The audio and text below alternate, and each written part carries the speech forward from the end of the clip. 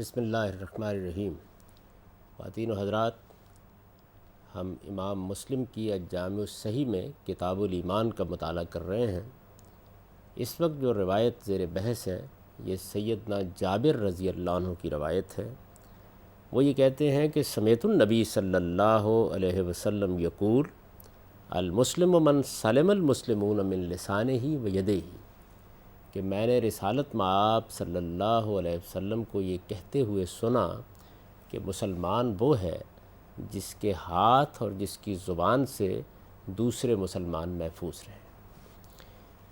یہی مضمون ایک اور روایت میں اس طرح بیان ہوا ہے کہ ایک شخص نے رسالت مآب صلی اللہ علیہ وسلم سے یہ سوال کیا کہ ای المسلمین خیر، بہترین مسلمان کون ہے؟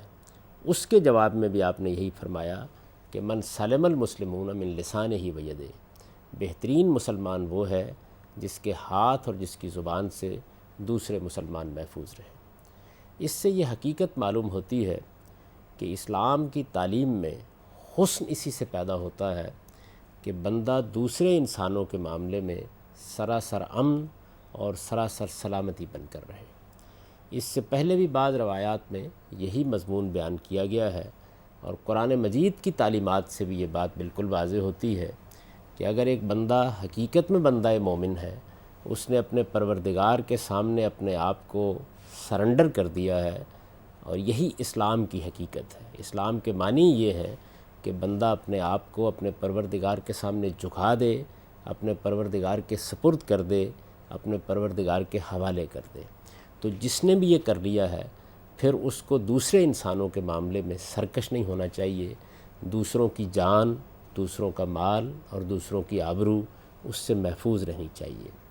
ہماری یہ بڑی بدقسمتی ہے کہ اسلام کی اس حقیقت کو ہم بعض اوقات اپنے مذہبی تعصبات کی وجہ سے فراموش کر دیتے ہیں۔ ہمیں کوئی اختلاف ہوتا ہے یا ہم کسی نقطہ نظر میں ذرا مختلف کوئی چیز دیکھتے ہیں تو فوراً دوسرے کی عزت پر، آبرو پر، اس کی نیت پر، اس کے محرکات پر حملہ کر دیتے ہیں۔ اور اب تو یہ صورت پیدا ہو گئی ہے کہ لوگوں کی جان بھی ایک دوسرے سے محفوظ نہیں رہی۔ یہاں قرآن نے ہم کو یہ تعلیم دی، نبی صلی اللہ علیہ وسلم نے یہ بات کہی، اس روایت میں بھی جو زیر بحث ہے یہی حقیقت واضح کی گئی ہے کہ مسلمان، بہترین مسلمان، حقیقی مسلمان وہی ہوتا ہے جس کے ہاتھ اور جس کی زبان سے کسی کو کوئی نقصان نہ پہنچے۔ اس میں قابل غور بات یہ ہے کہ ہاتھ کا بھی ذکر کر دیا ہے اور زبان کا بھی ذکر کر دیا ہے، یعنی نہ وہ اپنے دوسرے مسلمان بھائی کی عزت پر حملہ آور ہوتا ہے، نہ اس کی نیت پر حملہ آور ہوتا ہے، نہ اس کے محرکات طے کرنے کی کوشش کرتا ہے، وہ عزت دے کر، احترام کر کے اختلاف کرتا ہے۔ اس میں یہ بات بھی ملحوظ رہنی چاہیے کہ یہ سارے اوصاف کس وقت مطلوب ہوتے ہیں؟ اسی وقت مطلوب ہوتے ہیں جب کسی معاملے میں کوئی اختلاف ہو جائے، جب معاملہ اس نوعیت کا ہو جائے کہ جہاں آپ کے اعتماد کو ٹھیس پہنچے یا دوسرا آدمی آپ کے ساتھ کوئی زیادتی کر ڈالے۔ یہ وہ موقع ہوتا ہے کہ جس میں آدمی اپنے جذبات پر اچھی طرح قابو رکھتے ہوئے، اللہ تعالیٰ کے حدود کی پیروی کرتے ہوئے دوسروں کے لیے امن اور سلامتی بن کر رہتا ہے۔ اگر کوئی اختلاف نہیں ہوا، آدمی آپ کے ساتھ متفق ہے اور آپ اس کو اپنا ہی آدمی سمجھتے ہیں، تو پھر تو کوئی شخص بھی کوئی اقدام نہیں کرتا۔ کوئی مالی معاملے میں اختلاف ہو گیا، کوئی علمی معاملے میں اختلاف ہو گیا، کوئی مذہبی معاملے میں اختلاف ہو گیا، کسی نے کوئی آپ کے خیال کے مطابق آپ کے ساتھ زیادتی کر دی، اس موقع پر آپ نے کیا رویہ اختیار کیا؟ آپ نے اللہ تعالیٰ کی حدود کی پیروی کی، اپنے ہاتھوں کو اور اپنی زبان کو روکے رکھا، یا آپ حدود سے تجاوز کر گئے؟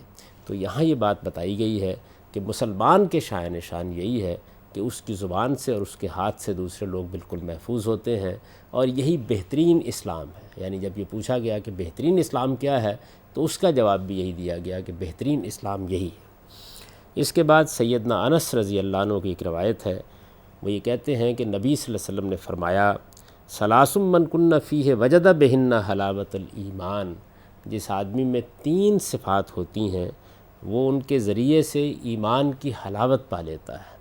یعنی ایمان کے اندر جو آدمی کے لیے لذت رکھی گئی ہے وہ اس لذت کو حاصل کر لیتا ہے۔